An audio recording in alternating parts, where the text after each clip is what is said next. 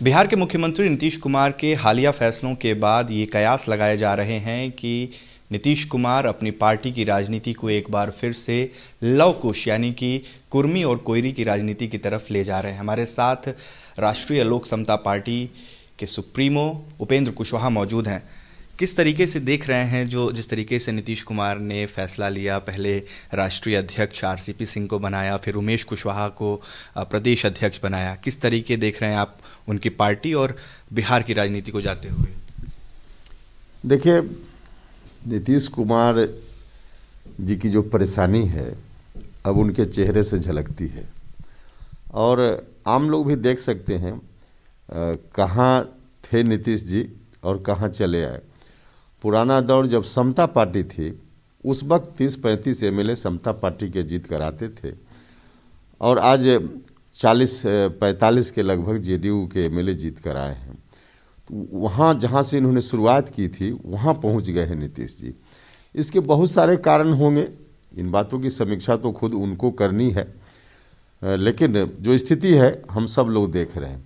ऐसी परिस्थिति में उनके मन की जो बेचैनी है, स्वाभाविक रूप से जिस कारवां को लेकर चले थे और बाद में कहीं न कहीं गैप हो गया, जिस गैप की वजह से फिर से आज उनको याद करने की जरूरत पड़ रही है।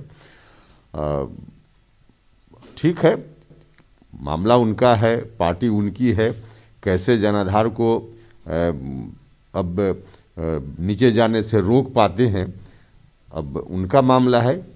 इसलिए हमको लगता है कि इसी को ध्यान में रखते हुए कुछ एक्सरसाइज नीतीश कुमार जी कर रहे होंगे।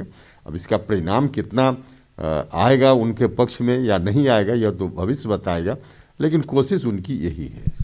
जिस तरीके से बीते कुछ दिनों में आपकी भी उनसे मुलाकात हुई, आपके कुछ बयान आए जिस पर आरजेडी ने आप पर काफ़ी हमला बोला, आपने नीतीश जी की एक तरीके से तारीफ की, आपको लग रहा है कि नीतीश कुमार इस वक्त बेहद ही कंफर्टेबल पोजीशन में है? क्योंकि विपक्ष कह रहा है कि हर मास बाद सरकार गिर जाएगी, टूट होगी, बीजेपी के लोग कह रहे हैं कि आरजेडी और कांग्रेस में टूट होगी। किस तरीके से देख रहे हैं नीतीश कुमार की पोजिशनिंग को?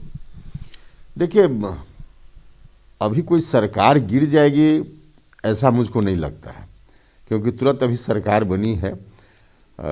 इसलिए यह कहना कि सरकार गिर जाएगी खरमास के बाद या 2 महीना के बाद, यह बहुत मुझको नहीं लगता है कि इस बात में कोई दम है। हाँ, यह बात ठीक है कि काम करने में परेशानी है नीतीश कुमार जी के सामने और उस परेशानी को उनको झेलना पड़ेगा और इस दृष्टि से उनका एक्सरसाइज है।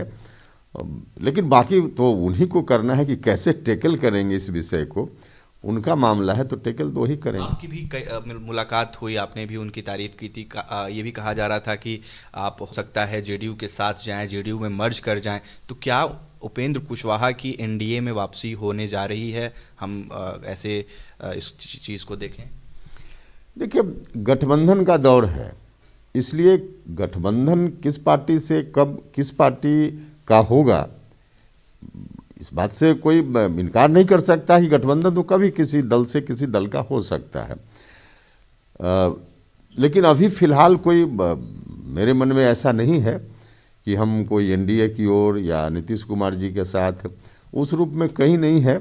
मुलाकात हमारी जरूर हुई है, लेकिन मुलाकात का यह अर्थ नहीं है कि हम कोई उस रूप में जिस रूप में मीडिया के लोग चर्चा कर रहे हैं उस रूप में मेरी ओर से कोई प्रतिक्रिया है, ऐसा नहीं है। एनडीए में आपके लिए फेवरेबल कौन होगा, बीजेपी या नीतीश कुमार? बीजेपी के साथ आप पहले थे, अभी अगर आपकी वापसी होगी तो क्या नीतीश कुमार आपके लिए फर्स्ट चॉइस होंगे?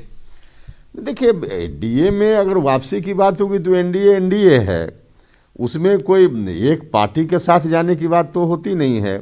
उस गठबंधन में कई पार्टी है, उसमें और कोई दूसरी पार्टी आ जाए तो वह भी पार्टी शामिल होती है।